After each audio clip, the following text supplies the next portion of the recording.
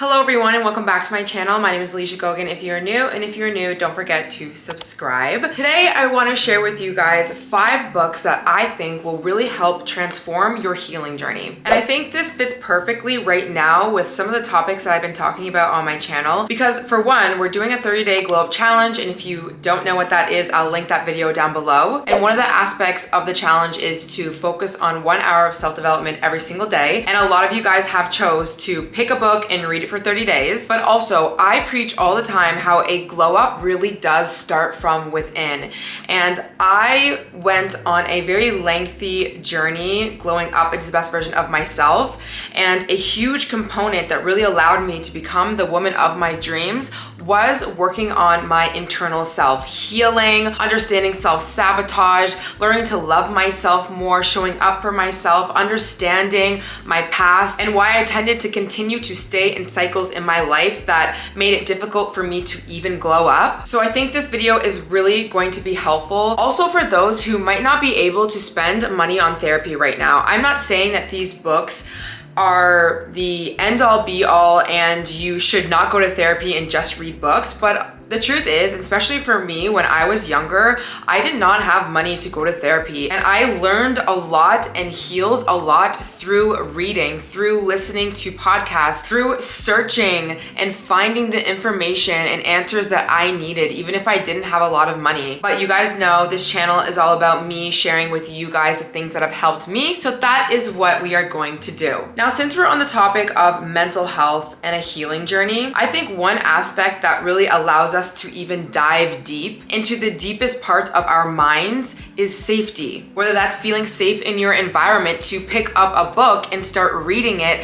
and not feel like people are in your mind or knowing what you're doing. Or safety even when it comes to journaling, feeling like you can journal out your emotions and somebody is not getting in your space. Or even when it comes to friends, like feeling safe enough to even have conversations. But when it came to anything online, whether I was searching up information, putting my information online, I did not feel safe. And especially being a content creator now, my personal information being online is something that does not sit well with me. And that is why I've been using Aura, which is the sponsor of today's video. So we've all been told that, yeah, your information can be leaked online or it's online for everyone to see. But until you actually go on Google and type in your name and pull it up and see the things that are online, only then do you actually take things seriously sometimes, at least for me. And on top of my information just being online, finding out that data brokers can literally sell my information to scammers, spammers, or anyone who really wants to use my information does not sit well with me. And they can get a lot of information. They can get your full name, they can get your relatives, they can get where you live, they can even get your health records, which is very sensitive information. And this is why I like Aura, because it actually shows you the data brokers that are selling your information online, and they will automatically submit requests for you to be opted out of this. Now, of course, cleaning up my information online also helps stop so many of the spammers in my inbox, but it's also protecting me from hackers who could get any of my information, bank information, credit information, and use that against me or even get into my social media apps, which of course, especially being a content creator, I am nervous about. I don't want somebody to get into my account. And also I just think about, any of the conversations or the sensitive information that goes back and forth with my friends or my relatives online, because that's what we do. We all talk online. Now, I personally like Aura because they provide you with other features outside of just protecting your personal information, like a VPN, antivirus, password management, even parental controls if you have young ones, and even identity theft insurance, and so much more, without having to download several different apps to get all different things. And it's also really easy to set up, and it's at a very affordable price. So you might have one of the features, maybe like you have a VPN, or maybe you have an antivirus protection program, but with Aura, they give you all of it. And it's always on, doing the work in the background, keeping you safe online. So if you value privacy just like I do, you can use my link, which will be on the screen and it'll be down in the description, aura.com/Alicia. Just make sure that it's hyperlinked when you are typing it in on the website, but again, it'll be linked down below, where you can start your 2-week free trial. Again, my link will be down below to start, and thank you so much, Aura, for sponsoring today's video. All right, girlies or guys, if you're watching this, let's talk about the 5 books that I think will really transform your healing journey. The first one I actually don't have physically because I have currently given it to a friend because it is so good that I give it to everyone. And everyone who has read this book has told me it has literally changed their lives. And of course, I've read it as well, so it's changed my life. And that is called No Bad Parts by Richard Schwartz. Now, I'm just gonna read a little tidbit of the back of the book. So it starts off by saying, is there just one of you, question mark? And that's a good question. Is there really just one of you, or is there multiple parts of you? We've been taught to believe that we have a single identity and to feel fear or shame when we can't control the inner voices that don't match the ideal of who we think we should be. Yet, Dr. Richard Schwartz's research, that was a mouthful, now challenges this mono-mind theory. All of us are born with many sub-minds or parts, says Dr. Schwartz. These parts are not imaginary or symbolic. They are individuals who exist as an internal family system within us. And the key to health and happiness is to honor, understand, and love every part.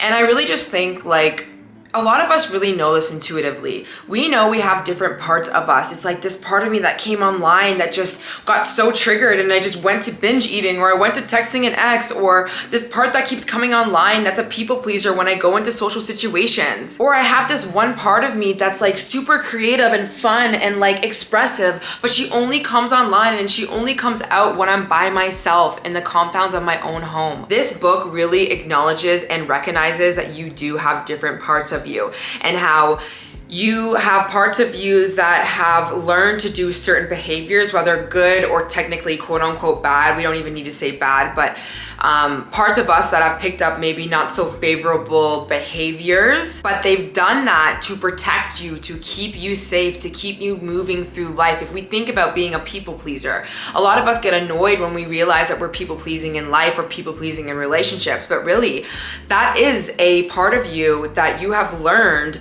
through different childhood experiences, lots of trauma, whatever it is, and the book will, bring you through the process of kind of figuring out what that is.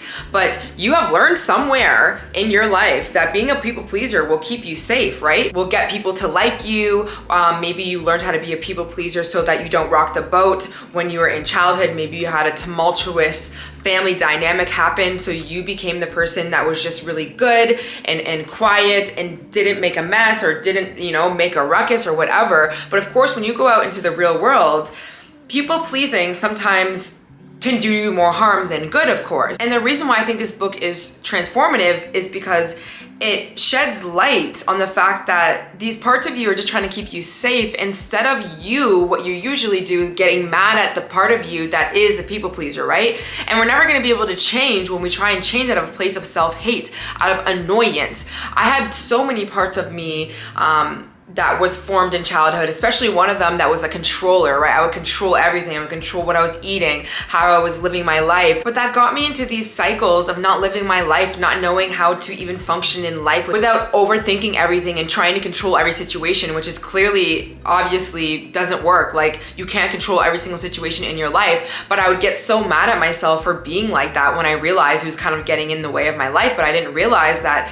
there was just a part of me that was a controller part of me that was actually trying to predict the future and overthink things, because my nervous system was basically taught to do that from a very young age. I was afraid of certain things in my environment. I had to grow up at a very young age. I had to control things in my life to keep me safe. But in order for you to heal essentially this part of you, or to not have this part come online so heavily and for it to take over your entire world, is to understand where it came from, why it's doing this behavior, to get curious about it, to learn how to love it and not shame it for doing really what it came here to do, was to keep you safe. So I really think that No Bad Parts really gives you practical tools and techniques to be able to actually work with parts of you, and for you to actually do what it's called parts work with your own self. Like, you can actually basically talk to yourself, which kind of sounds a little bit crazy, but it's really not. We all have different parts of us.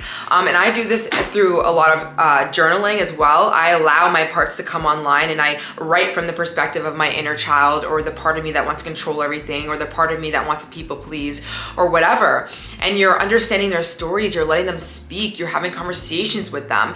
You are, from your higher self perspective, being able to see how your controller part is in conflict with maybe your creative part, your inner young self that really wants to live her life and be in flow and like wants to be chaotic at times, and how there's an inner war going on within you. And that's what it feels like when you wake up in the mornings and you have resistance to a lot of things, or you're procrastinating things, or you know you should do something but there's parts of you that don't want to do it. What it really is, in my personal belief, and what you'll learn in this book, is you have an internal family system that's just not all on the same page. It's almost as if nobody's really sitting down at the same time at the dinner table and really having a constructive, loving, beautiful conversation. Everyone's fighting. Everyone's saying it's your fault. No, it's your fault. No, I need to run the show. Listen to dad. Dad's the only person that everyone should listen to. Like literally, like that's what it feels like when you have so much internal resistance. So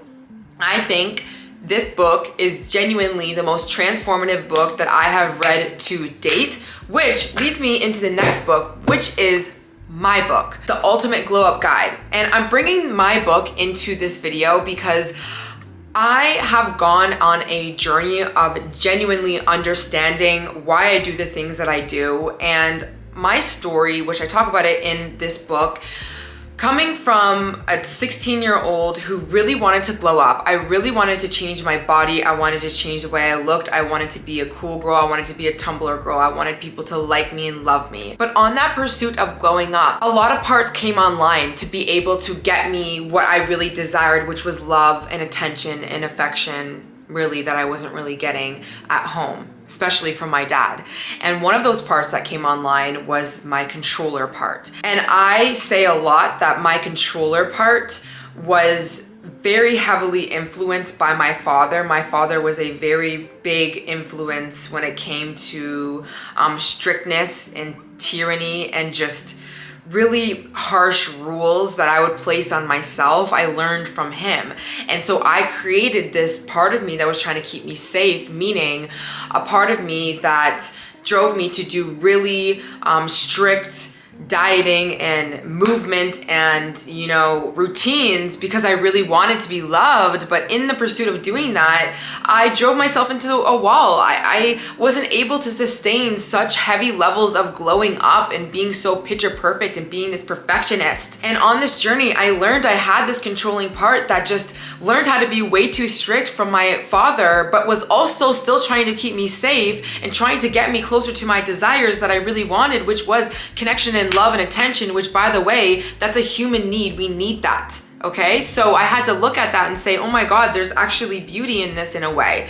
My controller part was just trying to keep me safe. But I also had another part of me that was in direct conflict with my controller part, and I talk about it in my book, which was my inner child, my young inner child that really needed her emotions to be soothed. She needed to release her emotions. She never learned how to from her dad, lots of suppression. When I had to grow up really quickly as well, I suppressed my emotions. I kept them at bay. I told myself, no, do not express. But the problem with that is I still had this part of me that naturally got overwhelmed sometimes with emotions, with life. Life is stressful. Life is chaotic. You have to feel your emotions. So what I learned to do from a very young age was to grab candy and eat candy. That was the thing that really helped soothe me when I was younger, even into my adulthood life. But the conflict that I was having when I wanted to go on a glow up journey was what? It was the fact that I emotionally would go to candy and I would eat anytime that I felt very overwhelmed. But that was an issue for my controller part because my controller part was trying to get me love and attention. And the way that I learned how to do that was to change my appearance and to do a fitness and health journey and to like glow up like all the other girlies. So I would try and do all of these strict behaviors, but then when life would hit me with the stressors of life and my emotions came up and I needed to regulate, I never learned how to regulate in a healthy way. So I would go to candy. Now that's a conflict. Now I have an inner war within me. Now I hate myself. Now I'm pissed off at myself. And that perpetuated this cycle of self hate. And so then what I would do is, okay, I ruined my diet, I ruined my progress, I'm gonna hate myself for it, and we know what I'm gonna do? I'm gonna start on Monday and I'm gonna do it even harder and faster and stronger. And it just fueled the fire of my controller part. And it got to a point where I had a really bad relationship with food. I got chronically sick and ill because I wasn't taking care of myself on a consistent basis. And this led me to a very dark night of the soul, which I talk about in my book, and it required a lot of healing. This is where I went on a healing journey, and I didn't even know I had these parts online, by the way, when I was going through my glow up journey, not until I, came out of it and wrote a whole book on it, and I was seeing what was going on, this inner conflict within myself. And on my journey, I learned how to emotional release. I learned why I was carrying so much weight and stress in my life, and how, there was a lot of trauma that was unresolved in my life. And that was the reasons why I was going to things such as candy, or going to things such as, letting people who gave me the bare minimum back into my life, because that's what I thought I deserved, and that was keeping me soothed at the time, but that wasn't really obviously the healthiest way. And when I went on this journey of self-love, I learned to work with the emotional part of me that really just needed her needs met in healthier ways.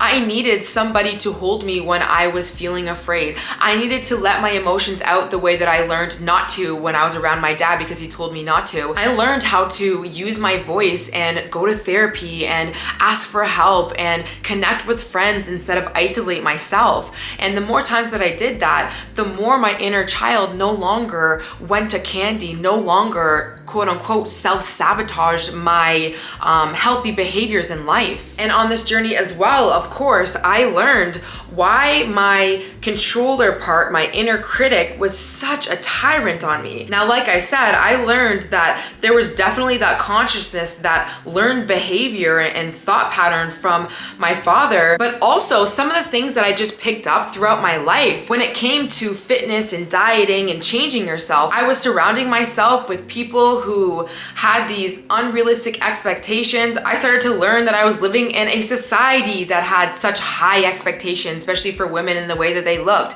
And when I started to learn, oh wait, okay, my inner critic, aka my controller part that's telling me that I have to strict diet and work out all the time, their belief system and what they've learned when it comes to self-worth is a little skewed.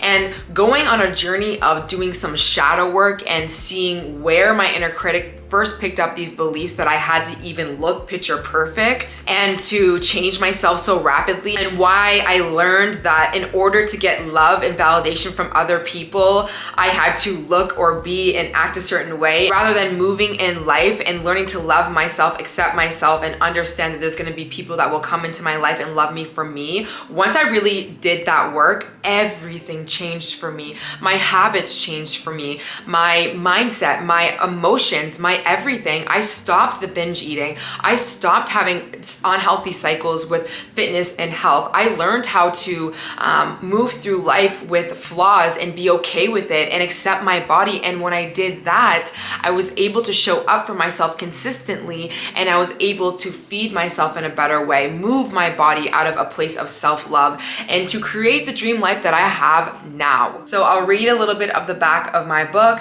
In the Ultimate Glow Up Guide, you will discover why you self-sabotage and how to finally break unhealthy cycles and limiting beliefs, how to curb self-criticism and love yourself through a journey of self-transformation, ways to rebuild your self-worth and confidence in a society that breaks it down, and reflections and journal practices to help you connect more deeply to your inner child. This is also a journal guide you can write in this book. I give you lots of advice when it comes to also external things that you might not be able to change in your life. I had a very hard phase of my life where I was around a very toxic environment, and I had to change the way I was viewing my life circumstance so that I could get out and heal. And I did that. And I did all that work to the point where I was able to write a book. I was able to create an online platform of helping other people go through a healing journey themselves. And I talk about this book, how the glow up is an internal thing.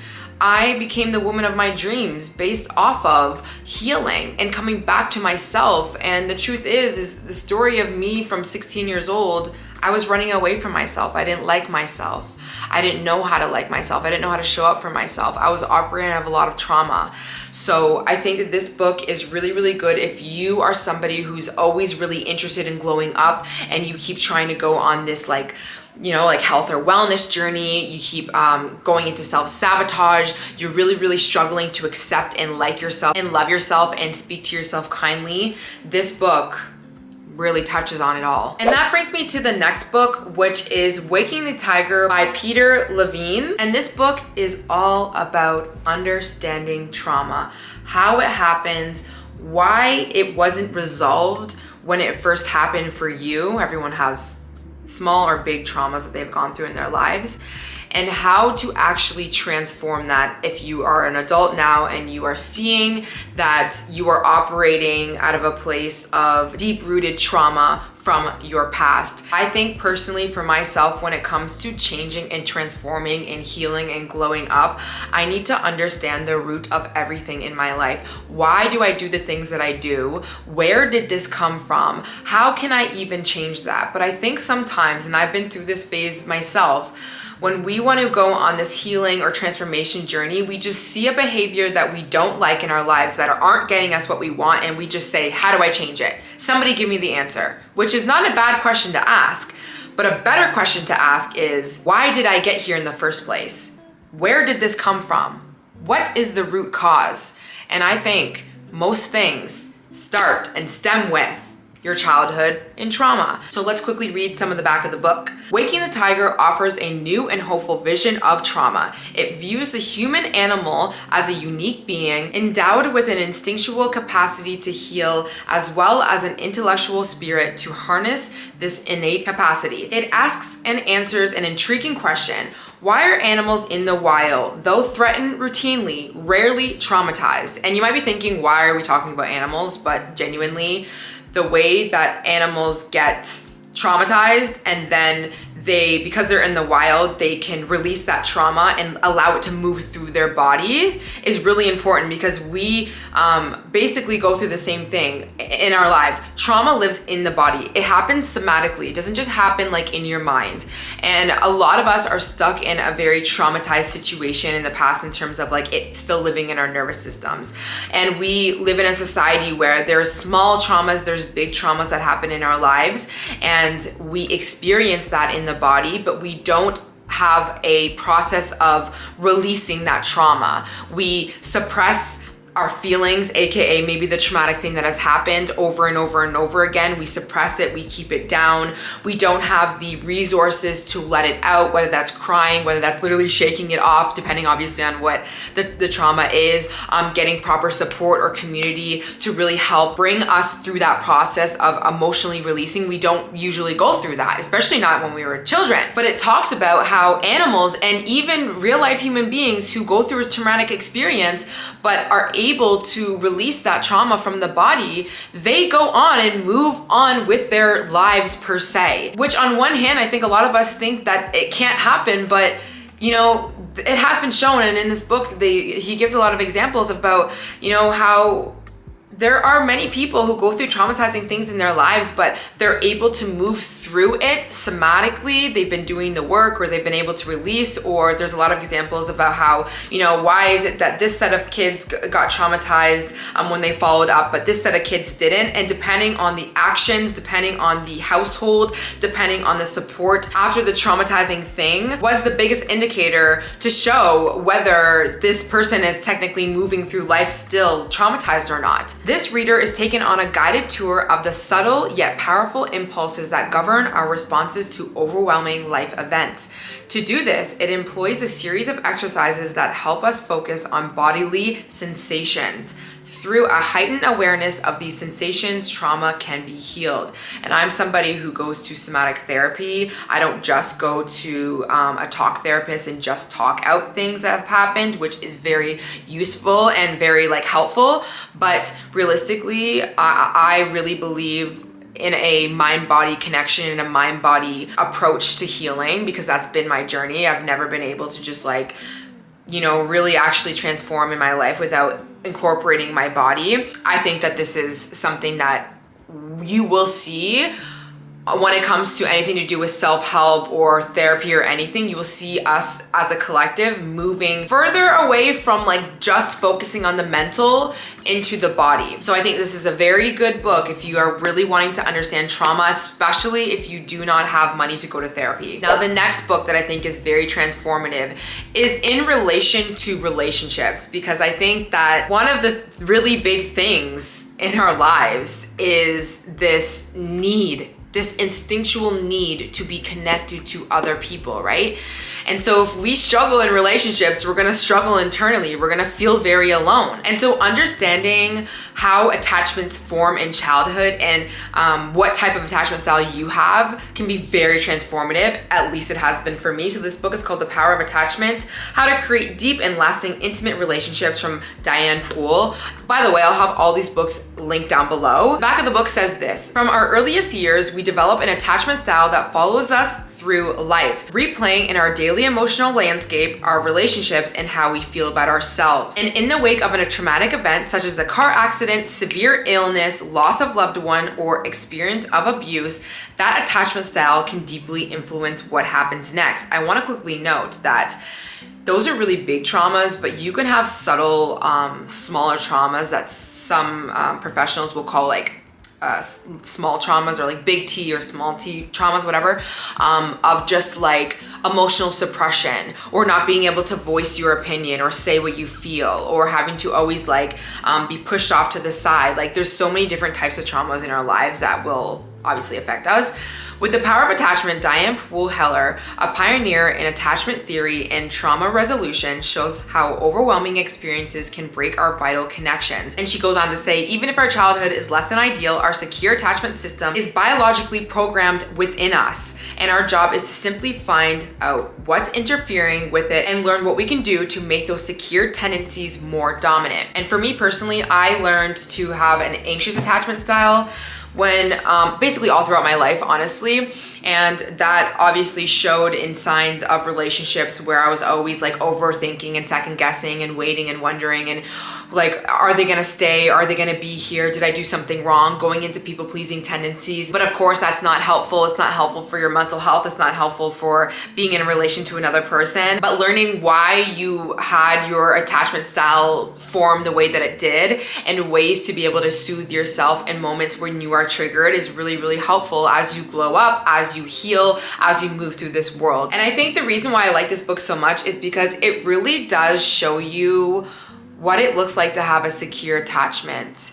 And when I read this book, I just realized I thought that I was able to like have a healthy relationship because I really wanted one. But then I started to read into anxious attachment and I was like, oh my God, I don't know how to have a secure attachment. I don't know how to be with myself in relation to others. I don't know how to not have my focus on somebody else and have my focus on me when they're not around. Like, I don't know how to go play with the kids at the playground and not be anxious with the kids here, or be so in the zone and have so much fun and be in the present moment and not be worrying about whether my dad or my mom is gonna come and pick me up for school, or if my dad's gonna be upset if I go over here. I was in fight or flight. I was so anxious. And this book really, really helped me understand what a secure attachment even looks like and how to even get there. So I think this is very transformative if you're looking to work on your relationships. Now, the last book that I think is very transformative is How to Do the Work by Dr. Nicole LePera. She is definitely a great influential therapist, honestly, on social media today. You probably have heard of her. She has a huge Instagram page. And I like her work because she calls herself a holistic psychologist. I mean, that's really what she is. And I like that because she takes a full body, mind, body approach, which I've said that I really enjoy. Now, in her book, drawing from the latest science from epigenetics, polyvagal theory, microbiome research, and more, Dr. LePera presents a holistic approach to mind, body, soul wellness unlike any other. And let's quickly bring it back to epigenetics, polyvagal theory, and microbiome research. Epigenetics is something that I'm very interested in, and I was very interested in when I first went on my first like self-development journey back in like 2018. Epigenetics is basically research showing that depending on the environment that you live in, the things that you're eating, the way that you're perceiving certain things in your life, All of these influence your genetic makeup and either turn your genes basically on or off, okay? So a lot of people will say like, oh, well, it's just genetics and there's nothing I can do about it. But that, in my personal opinion, is not the full truth. And the reason why I'm saying this, and I wrote this in my book, is because I've actually witnessed changes within my genetic makeup when it comes to my health. And let me give you an example of what I mean, because I don't actually mean like, oh, I like went and like saw my DNA. It's not about that. Ulcerative colitis runs in my family. And if you don't know what that is, it's basically a form of irritable bowel disease. It's very similar to Crohn's disease. There is no doubt that I have a genetic predisposition to getting ulcerative colitis. The same way people get genetic predispositions to other different, you know, like autoimmune disease, maybe it runs in your family, all of these genes, right, that we have. But due to environmental stressors in life, due to trauma, due to not eating right and moving your body and being connected in real life, being present in the moment and living a healthy lifestyle, all of those things can impact my genetic predisposition for ulcerative colitis. That's basically like what it means when they're saying epigenetics. And I believe it's true because when I got diagnosed with ulcerative colitis, I've had bowel issues all of my life. Actually, I was like a very constipated child, which is actually pretty common when you see a trauma in children and a lot of like bowel issues. And I think it's pretty like known now that, you know, a lot of gut health issues, there is a component of stress, not even just the stress in terms of the food that you're eating, like processed sugars and like unhealthy things, but also like mental stress in your environment. All of those things play a role in your body and your body's ability to be in homeostasis.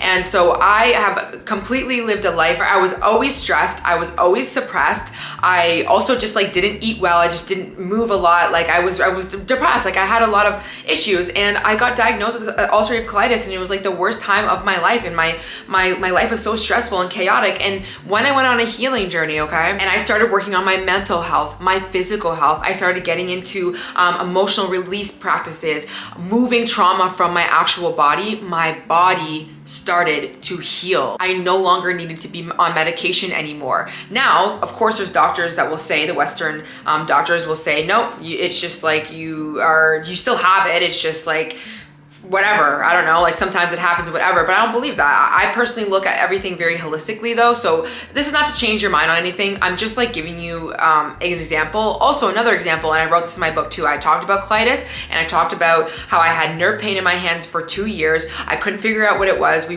did all the tests with the doctors. I did cortisone shots in my wrists because we thought it was like something to do with a carpal tunnel because it was mimicking the nerve pain in my hands like that, and it was shooting up into like my neck area. I was about to get carpal tunnel surgery, but the surgeon said, there's something about this that I don't think is true, and I don't think that you have it. I don't know what you have, but I don't want to do surgery on you. God bless him. I did ketamine injections to try and reset my nervous system. I took nerve pain pills. I did MRIs. I did nerve conducting tests. I did braces. I did everything. Physiotherapy, acupuncture, chiropractor, everything. And the thing that changed for me was emotionally releasing and working on my mental health, which sounds crazy, I know, and this is something that I just wanted to leave out of my book because this is like a personal story for me. But I also understand that there's so many people in life who are really struggling with any sort of chronic illnesses or just no answers. But the main thing that I'm saying, and I said in my book, is that my nervous system was in fight or flight. When your nervous system is in fight or flight due to trauma, due to suppression, due to not taking care of yourself, your body is no longer in a healing state, okay? Like biologically, you're releasing cortisol, you're releasing adrenaline all the time. Your body is literally moving into that animalistic fight or flight response where it is alert and it is on and it is perceiving everything to be a threat. So your body is no longer using its energy reserves for things like proper digestion and sleeping properly and thinking clearly and being able to have energy to move your body. And of course, that all affects the way that you continue to show up for yourself. Everything is connected. That is my personal belief. And I believe that because I have seriously gone through it, and my ailments have only ever gone away when I incorporated a mind-body approach instead of only just trying to focus on one diet that's gonna heal me, or one supplement that's gonna fix things, or one procedure, or going to physio to fix my back pain. Doesn't mean that those things aren't helpful, but the way that I was looking at it was, these things are gonna be the answer. And thinking about things in a holistic approach, you basically want to look at yourself like a person that needs the mental support, the physical support, the diet support, the everything. And I spent years working on my environment, getting myself out of unhealthy environments, working on my finances that created safety within me, working on my mental health, changing my relationships, getting support from friends, sleeping right, moving my body, not being such a tyrant on myself, learning to love myself through a process. And the more times I did that, I was just nurturing myself, nurturing over the years. Colitis gone, no nerve pain, so much better clarity, so much energy. My skin cleared up, my life cleared up. I was able to just go for my desires and my dreams because I wasn't in fight or flight and I wasn't second guessing and hating myself. That is the process of healing. And bringing it back to this book, I love that she talks about it because I think that it's true. And she talks about polyvagal theory, which is understanding how your body moves from like fight or flight to freeze response to disassociating and all of that kind of stuff, which is really important. And also microbiome research is really important when it comes to understanding gut health, because a lot of your mood and serotonin and everything is released actually within your gut. So it is important, like I said, bringing it back to, it is important to focus on the things that you're eating. And it's not just the fact that, oh, okay, well, I'm just gonna go to therapy all the time and therapy is gonna fix my problems. It's like, no, well, what are you eating? Are you moving your body? What type of friendships do you have? What are you consuming online? Everything is such a holistic approach. So she talks a lot about that in this book. So I think that is very transformative. So with that said, I hope you guys enjoyed this little healing talk. I love talking about healing because that's just the essence of my life story and my life circumstance. And I am always finding new ways to support myself, new ways to emotionally release, new freaking traumas that I didn't know that I had that I might need to work on or get triggered in some point. Even when it comes to supporting myself, I'm not a perfect human being. I love to tweak some of the things that I'm eating to make sure that I'm supporting myself and working on my sleep and my mental diet, everything all the time. Healing is not linear, and you will always be on this process of glowing up and transforming. And I think that you're just gonna have different phases of your life and chapters of your life where it's like, oh, okay, maybe I'll go in this direction of learning, the mind-body connection, or maybe I'll dive into trauma, or maybe I'll do more somatic work. Like when I first went on a glow up journey, I didn't understand that like anything to do with the body. I was like all in the mind, or I was like looking for like food and like fitness was gonna change the things for me. And as I went on that journey, it led me to one thing after another, like the epigenetics and the polyvagal theory, and then the gut microbiome, and then understanding sensations in the body and somatically, and then going to somatic therapists instead of going just to a regular therapist, like all of that. So I hope this video inspired you to get any one of these books. I think that I wouldn't have been able to write my book if it wasn't for these books that I've read, on top of all of the work and the experiences that I've experienced in my life that are amalgamation of that book. So I hope you guys enjoyed. Don't forget to check out Aura down below. The link will be down below. Protect your privacy online. It is actually so wild, some of the things that I saw when I went online and I typed in my name, which I already had like a lot of resistance to, because like it's almost like I knew that there'd be like important information online, but I just didn't want to see it. But now that I'm protected, we're all good. So I hope you guys have a great day, and I'll see you in the next one. Bye.